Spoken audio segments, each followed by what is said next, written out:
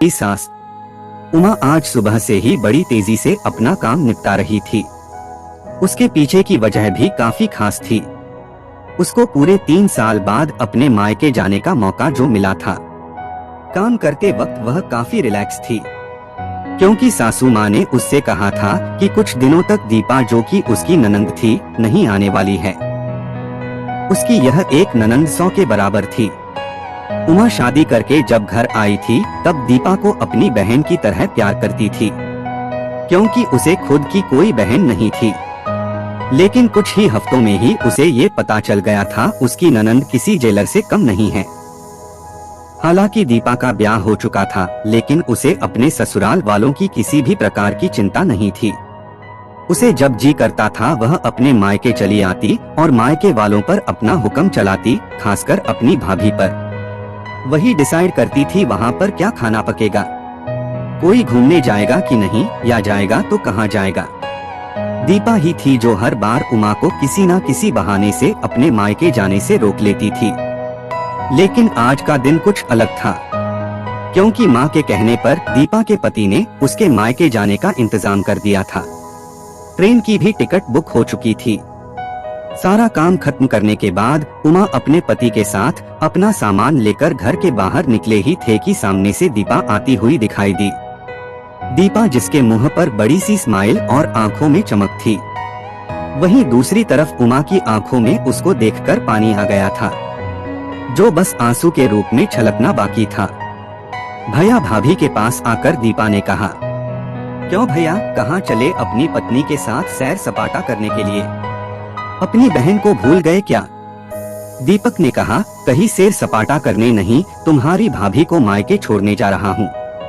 अच्छा, मैं आई और भाभी जाएगी? क्या आपकी पत्नी को मेरा आना पसंद नहीं है? दीपा ने भाई भाभी को टोंट मारते हुए कहा।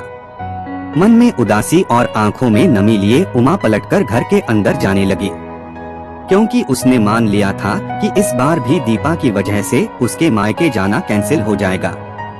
लेकिन तभी सामने से उसकी सास आई और बोली, तुम दोनों अभी तक रेलवे स्टेशन नहीं गए, क्या गाड़ी के पीछे दौड़ते हुए जाओगे? दीपा बीच में टपकते हुए बोली, यह क्या कह रही हो माँ? मैं आई हूँ और आप भाभी को मायके भेज रही हो। क्या अब आपको मैं इतनी खटकने लगी हूँ? माँ ने दीपा को डांटते हुए कहा, तेरा क्या है बेटा, तेरे लिए ये मायका थोड़ी ही है। यह तो तेरे लिए एक प्रवास स्थल है, जहाँ तू जब जी चाहे, जब अपने ससुराल में बोरियत महसूस करे आ जाती है। लेकिन वह बेचारी तो ऐसा नहीं करती, बल्कि वह तो जब जाना चाहिए तब भी अपने मायके नहीं जाती। इसलिए उसका अभी मायके जाना बहुत जरूरी है। मैं तेरे या मेरे या किसी और की वजह से उसका इस बार मायके जाना बिल्कुल रद्द नहीं होने दूंगी।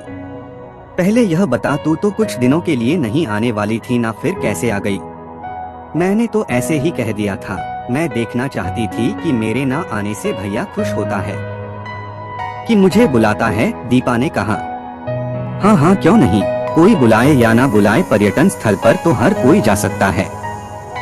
अब की बार मेरी बहू को उसके पर्यटन स्थल पर, यानी कि उसके मायके जाने दे।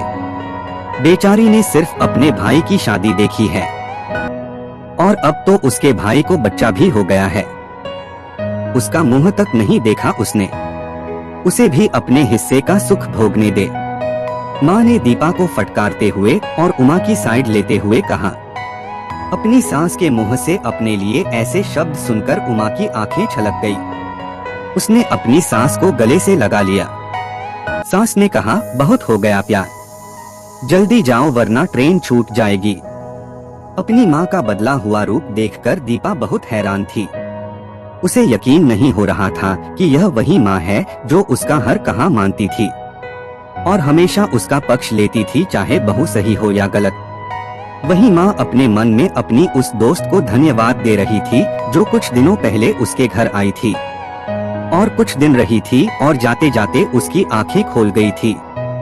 सहेली ने उन्हें बताया था कि वह अपनी बेटी का मोह छोड़ दे, वरना अपने बहू और बेटे के मन में अपनी इज्जत खो देगी।